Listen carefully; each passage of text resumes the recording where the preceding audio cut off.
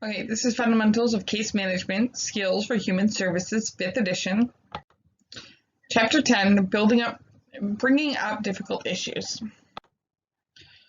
Offering our point of view. Bringing something difficult or uncomfortable into the open is offering our point of view of the situation. It does not have to be angry, accusing action. In social services, it means we matter-of-factly bring up something to gain a better understanding. When you bring up something that concerns you, you are describing it as you see it. The client is not obligated to see it the same way. When you give your point of view, we bring up our point of view to a situation when we see a discrepancy, such as the client says one thing but does another. The client says he needs an apartment but never goes to look for one. The client has one perception of events or circumstances, and you have another. The client thinks you snubbed her when you believe you did not. The client tells you one thing, but the client's body language sends a very different message. The client says he is doing well, but looks tired and anxious. The client purports to hold certain values, but the client's behavior violates those same values. The client says he values the help he is getting from the agency, but encourages others to ignore workers' assistance. Other reasons to offer point of view. The client has unrealistic expectations of you.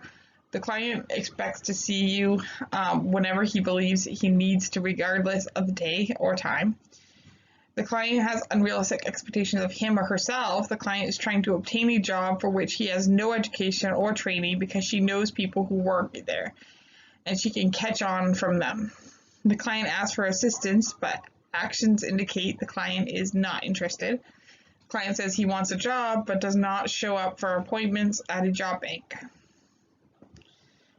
The client's behavior is contradictory. The client says in group that he is going to give up alcohol and then he drinks on the weekends. Using the I message, the problem is yours, the observations are your own, therefore use the words I or me, not the accusatory you. A complete I message contains 4 parts: your concerns and feelings, a non-blaming description of what you have seen or heard, the tangible outcome for you as a result, an invitation to collaborate. An I message example. I'm finding it difficult to focus on what we need to do here. I think it is because I am distracted by all the other issues about other people's problems. So I'm having a hard time helping you find a solution here. Can we decide together what we should look at first? It is the client who is bringing up the other people's problem, but the worker does not blame him directly. The worker uses we, so there is an invitation to collaborate. The worker asks the client for help in deciding on priorities.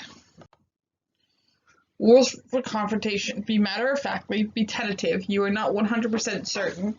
Focus on the tangible behavior and communication, what you can see and hear. Take full responsibility for your observations. Don't blame others. Always invite collaboration. Do not accuse the other person. You could be wrong. Do not confront because you are angry. Nothing will be resolved. Do not be judgmental. This is about collaborating on a solution, not on blaming. Do not give the client a solution. Come up with a solution together. Asking permission to share ideas. You have ideas based on your experience helping clients resolve their problems. Act as a consultant. Ask permission to share these ideas. This puts the client in charge of whether or not to accept the ideas. Would you mind if I told you about a couple of things that worked well for other clients having this same difficulty? Is an example. Confronting collaterals. Sometimes others interfere with the client's progress or with your ability to interact effectively with the client. Generally, it is something that adversely affects the client, adversely affects your work with the client.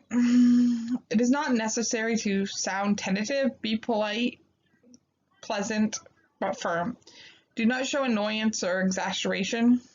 Your message should include an implied or explicit request for help. So the example, Todd will need to be on this medication for the next 3 weeks. I need you to make sure that he is able to do that. I'd really appreciate your help with this. Are there ways we can make this work? Okay. Ways we can sound overbearing. We can sound overbearing when we use but or however to reverse what we have just said, supporting the client's point of view. I do see your point, but when we express how we see the matter but do not invite the client to describe how he or she sees the matter. When we express a solution but not give feedback about the solution or an alternative solution from the client. When we come across as the way we view the situation is the only way it can be viewed. So that's it for this, video. Thanks for watching.